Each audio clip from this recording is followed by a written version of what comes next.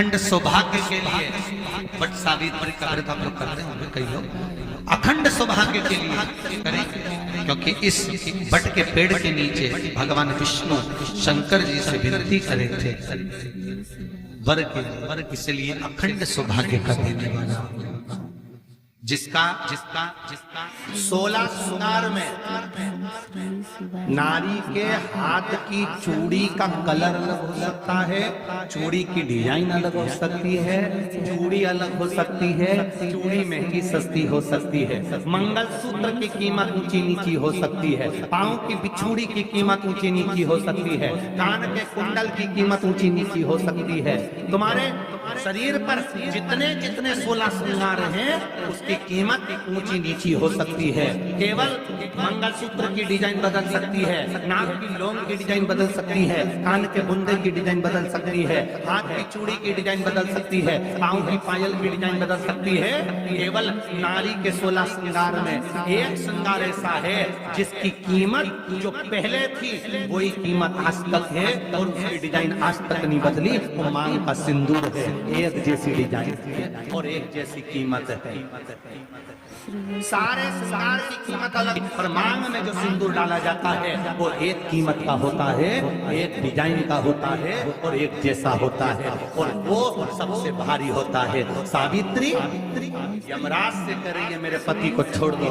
यमराज कह रहा है सावित्री तेरा पति मर चुका है, मांग के सिंदूर को पोंछ दे। सावित्री कहती है पूरा श्रृंगार उतार दूंगी और मांग का सिंदूर नहीं पूछने दूंगी। तब यमराज ने कहा जब तक तू मेरे मांग का अपनी मांग का सिंदूर नहीं उतारती तब तक तू मेरे पास नहीं आ सकती। भगवान यमराज से सावित्री ने कह दिया मैं भी तुझे वचन देती हूँ यमराज, मेरी मांग में जब तक सिंदूर है।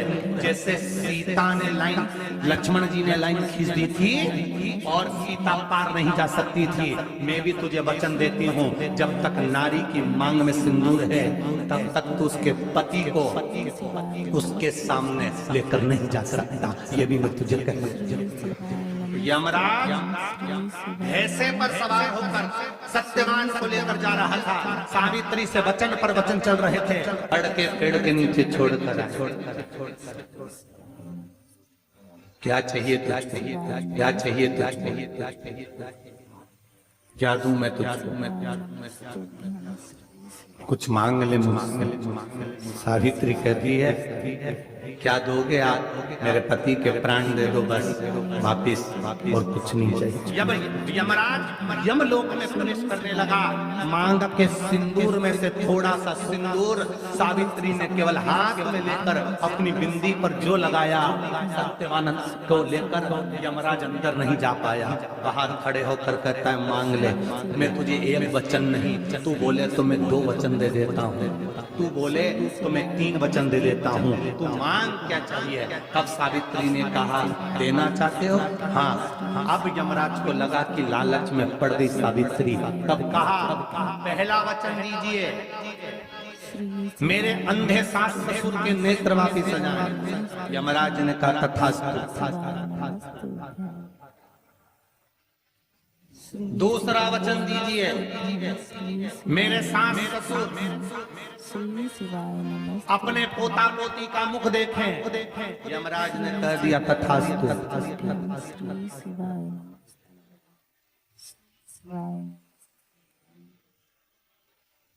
जाओ जाओ जाओ। यमराज जाने लगे, फिर आग जलने लगे, कहने लगे अब मैं अंदर क्यों नहीं जाता।